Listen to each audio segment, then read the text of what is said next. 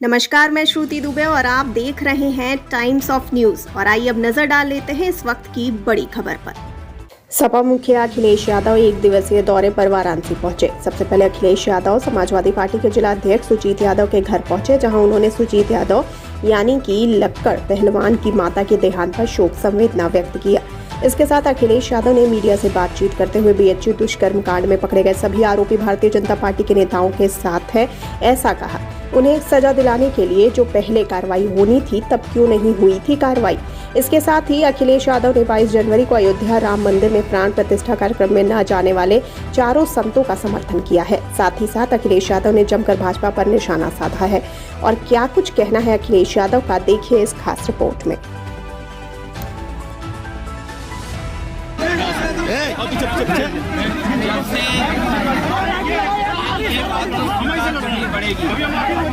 जब से बीजेपी की सरकार आई है, नौकरियां खत्म हो गई जी, नौकरियां नहीं है।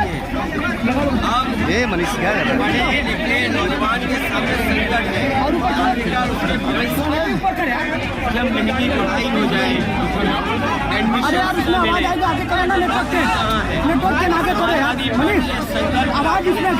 आने वाले समय में नौजवानों को सम्मान का रोजगार मिले, उस दिशा में काम करना होगा।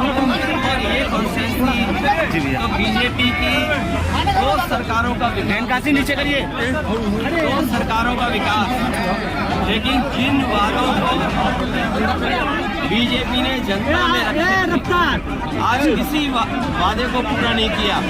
किसान की आय दोगुनी नहीं हुई, कोई भी सपना दिखाए लेकिन किसानों की आय दोगुनी नहीं हुई। जो लोग ये कहते हैं विकसित भारत बनेगा, क्या बिना किसानों की आय बढ़े विकसित भारत कैसे बनेगा? जो कहते हैं विकसित भारत के लिए काम कर रहे हैं, जब रोजगार बड़े पैमाने पर होंगे तो विकसित भारत कैसे बनेगा?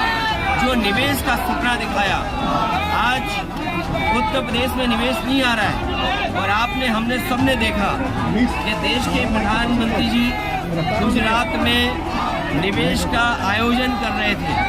बड़े बड़े उद्योगपतियों ने ये संकल्प लिया उनके सामने कि गुजरात में इन्वेस्टमेंट करेंगे।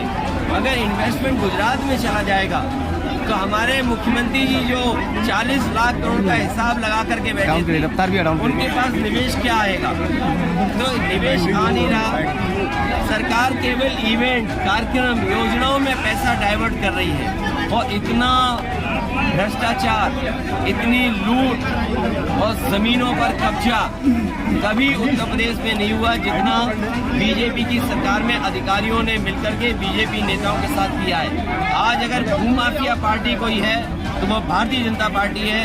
कोई भी जिला उठा करके देख लो, वहाँ की रजिस्ट्रियाँ उठा करके देख लो, अगर सबसे ज्यादा जमीनों का कारोबार, जमीनें कब्जा करने का काम अगर किसी ने किया तो भारतीय जनता पार्टी ने।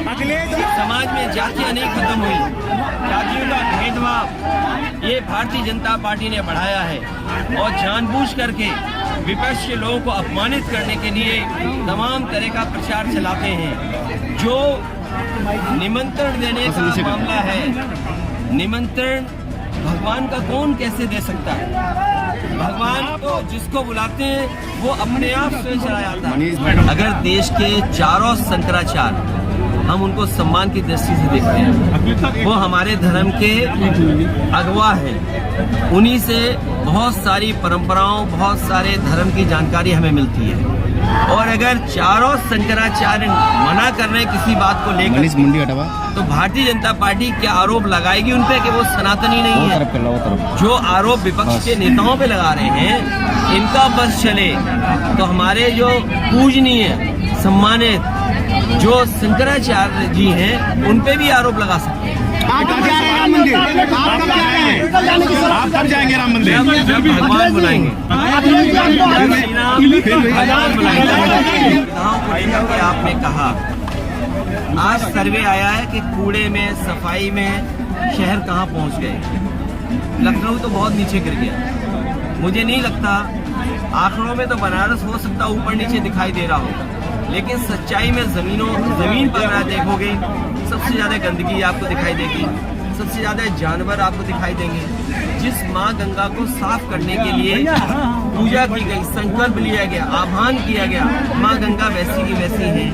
जो बुनियादी सुविधाएं, ट्रैफिक का इंतजाम, लोगों का आना जाना आसान होना, समय पे चीजें मिल जाना, चाहे वो बिजली हो, चाहे वो हमारा पानी का इंतजाम हो। बताओ आप 10 साल में और लखनऊ की सरकार के जो 7 साल पूरे होने जा रहे हैं, क्या सुविधाएं बनारस को मिली है।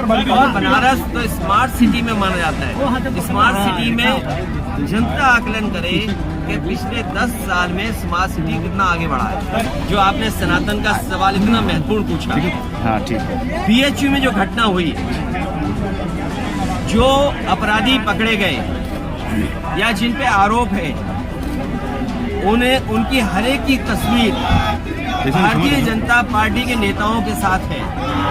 मैं भारतीय जनता पार्टी या आप साथी लोग जो सवाल पूछ रहे हैं, क्या जो इन पे आरोप लगा भारतीय जनता पार्टी के सनातनी नेताओं के साथ तस्वीर थी कि नहीं थी? मुख्यमंत्री जी किसी के साथ फोटो नहीं खिंचवाते, लेकिन तीनों अपराधियों के साथ उनकी तस्वीर थी। सोचिए आप, तो क्या ये सजा दिलाने के लिए जो पहले कार्रवाई होनी थी, क्यों नहीं की कार्रवाई?